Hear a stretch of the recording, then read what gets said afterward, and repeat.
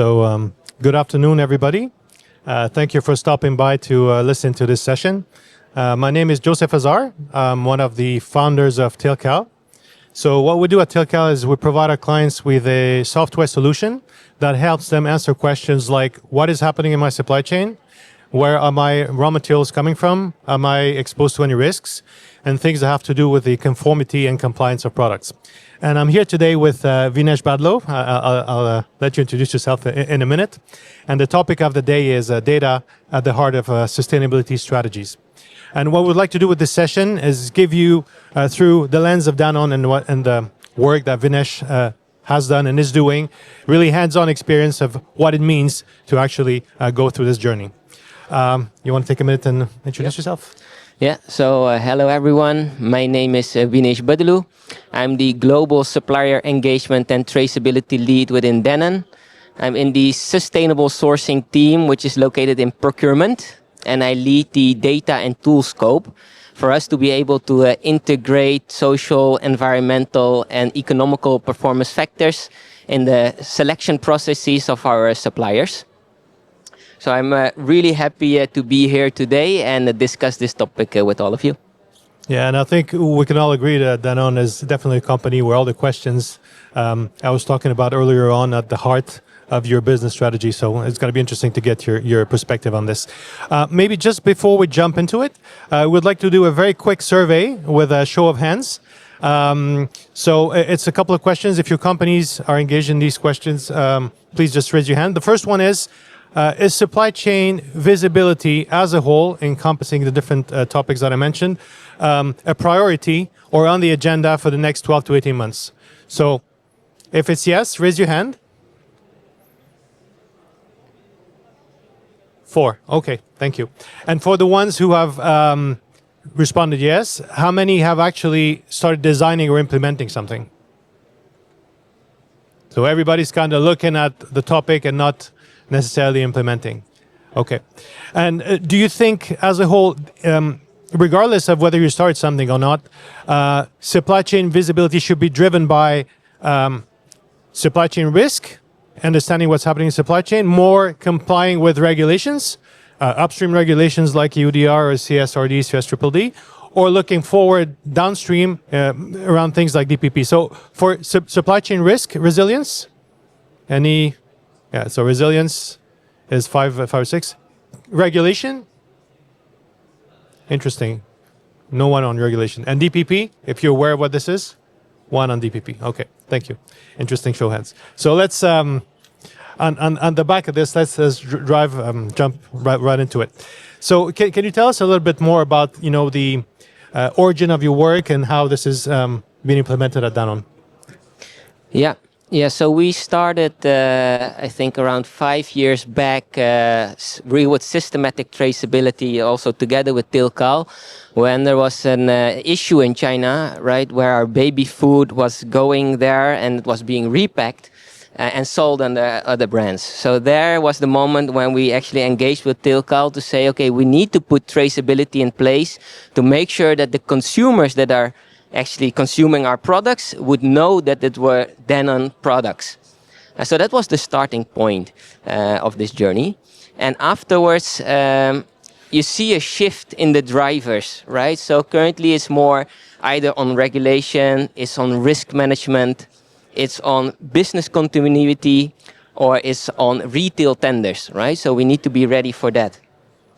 But the end game really for us is to have supply chain visibility where we embed all kind of different elements of risk to show where we are, where the risks are, and in the end build a resilient supply chain. And the only way, or one of the ways for us actually to do that, is to have proper supplier engagement in place to really collaborate with the actors in our chain to build this transparency across the supply chain. Okay, that's actually going back to something you said about traceability. I think it really transpires that it's a combination of putting in one place operational information, environmental information, social information to build this kind of comprehensive view. It's not so much about the details, but about the big picture. Exactly, yes. That's really good. And I think one of the things that I'm going to come across in discussion is how this is tied to the core business of Danone and how, this is impacting the business and the future of the business. So having said this, how far did you get? Where are you today? And what are the main challenges that you encountered? So we started, I believe, around 10 years back on a forest, right? And first of all, I think this is really a journey that we need to take, right? It's a journey we need to take together. And the hardest step is to take the first one, right? And we started 10 years back on forest, where we are currently, if you read our annual report, we are quite advanced on this one, where we know our upstream traceability. Yeah? We have that quite well in place. And that helped us when the European deforestation regulation came alive, right? When we heard about this regulation, we were quite advanced to support this regulation. And then also EUDR gave us the opportunity to rethink on our whole traceability program and the strategies that we have built to go beyond forest and link it actually to the different environmental KPIs that we have within Danone. So now around the challenges, right? I believe on the challenges, you need to have certain performance tools or certain tools in place to actually manage the different sustainability topics. So while we are ahead on forest, a new topic now coming in is water, right? And with water, we are quite in the early phases right now to do proper risk assessments, to measure, analyze, validate, and report on. And that is some of the challenges that we are facing, that we cannot bring multiple dimensions of sustainability into one place. Okay, thank you for that. Maybe a couple of comments on this. The first one is about what you said at the very beginning. The first step is the hardest. I think it's really key to understand this, because these topics can be so wide-ranging and so complex that they in a certain way intimidating. Yeah. And I think once you get started, things become a lot easier and the roadmap becomes a lot clearer. I think that's really a key message there. And getting started is really taking one issue, one portion of it, a limited scope, and actually doing it. And I remember one of our clients saying, better done than perfect. And it's really about building the foundation where you can, spring from. That's the first thing I wanted to comment on. The second thing is, as I hear you talking about this, it seems regulation is not the end game. Yeah. It's maybe an opportunity, and we don't often hear people saying regulation is an opportunity, but it is an opportunity. It's something that you use to actually build your strategy, but it's not the end game. Exactly. Yes, yeah. That's correct. So going back to the context we're in now, and I think we can all agree that the world is going through interesting times. Let me put it this way. So the uncertainty of the context, how did that affect your roadmap or your journey? Because it sounds like you had a plan from the beginning. How is that affected by what's happening these days?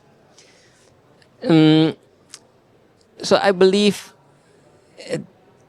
we don't take a look into a very short period of time, right? We really look more into long-term strategy, building based on cost-related risk management, right?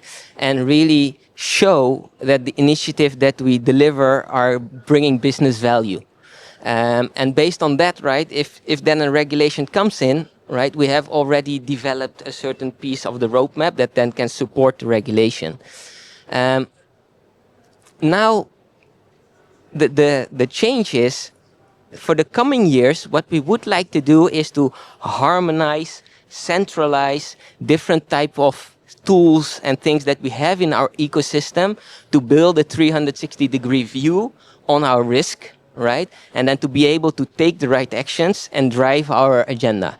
And for that, yeah, I think we are building our ecosystem and delivering impact through that. And it's very important, I believe, also for this to show to senior executive in the company that if you start investing in sustainability right now, it might not pay off right now, but in the long term, it will deliver impact for you. Okay, so essentially, uncertainty is just one parameter among others, and looking at things from I would say, more of a distance and a longer term, you kind of defocus and it just becomes, something you need to manage along the way, not something that's driving your agenda on a Exactly. day-to-day, short-term basis. It's like the example on forest, right? We started without regulation. It's the same thing now with water. There is no regulation in place right now, but we like to prepare because we know it's going to be a risk for the company in the coming 10 to 20 years, right? So we need to start right now if we want to make this risk small or comprehensive for us. Yeah, you're talking a lot about the connection with the business and the risk for the business. So it's really sustainability, not for the sake of sustainability, but really for the core business. Can you tell us a bit more about how your management reacts to that and how, this discussion happens within Danone? Yeah. So in the start, I mentioned that we are in the procurement team. Right, so sustainability is not seen as a loose branch in Danone. It's really integrated in different functions. And that helps when you talk to management to explain that, okay, for these topics, we need to do something because management is then already aware, okay, this is part of Danone and this is what we like to invest or what we should invest in, right? Of course, we need to run the business, but we need to do it in a certain way that we do it on a sustainable way. And that is really the integration of sustainability within Danone. So sustainability is part of the different teams. It's not a separate function or an afterthought, as we can see sometimes. And that helps drive change. It becomes really an initiator of change within the company. Exactly. Yes, exactly. See that with them. Okay. Maybe a quick question to the audience before we jump into some of the tips you can help share with everybody. If we go back to the survey at the beginning, it seems that a lot of you are not engaged in sustainability projects at this point in time. How many of you personally think you should be engaged in them? So we see a bit more show of hands. That's an interesting spread, I would say, in this. If somebody was to start this journey that you're on, what would be your main tips? So think long term, right? Think long term and try to build at least a resilient supply chain, right? Because that will be beneficial in the future. If you want to scale, right, don't take shortcuts, right? Because currently we see that this is really one of the things where business needs to focus on, right? And that should be one of the levers that we should leverage, and that I also believe we should do not only as Danone, but as companies overall. And try to convince your management to do it now, because otherwise, if you wait even longer, it will become an issue at a certain point, right? We see water risk coming up right now, the drought, etc. So if you don't do it right now, if you don't invest in sustainability right now, you will pay the cost at the later moment. Yeah, I would argue that to this very last point, I mean, engaging your supply chain to create this foundation of data that you need, this visibility that you've been talking about since the beginning, takes time. Yeah. And the earlier you start, the better. And obviously, you need to have a good reason to do it. And when I hear you, I think the reason is really how do we secure our sourcing, our business in 5 years, in 10 years? And it's something you need to start thinking about now, because when those problems hit, it will be too late if you haven't started working on them. And I really like, and maybe that's kind of the conclusion, shortcuts don't scale. I really like that, because I think we've been seeing a lot of that because of this short-term view or way of looking at things, because of the pressure of the uncertainty and everything that's going around the world now. But really thinking a bit longer term will help, I think, tremendously all businesses to secure their future. Yeah, and I also like what you just mentioned, right? I think one of the points for Danone, it's a company, right? We want to grow, we want to have business continuity, and we need to secure our volume while we control our cost, right? We cannot increase the prices over and over again just because things are becoming more expensive. So that is why I believe what we currently do is really secure our volume while controlling the cost and making sure that while we grow, we keep the business continuity running. So it's really sustainability in a broad sense. It's sustainability in terms of impact on the world impact on you as a business, and building a sustainable business, literally. Yes. Thank you very much. And we'll be happy to see you if you want to extend this conversation. We're at booth E15. Thank you very much. Yes. Thank you.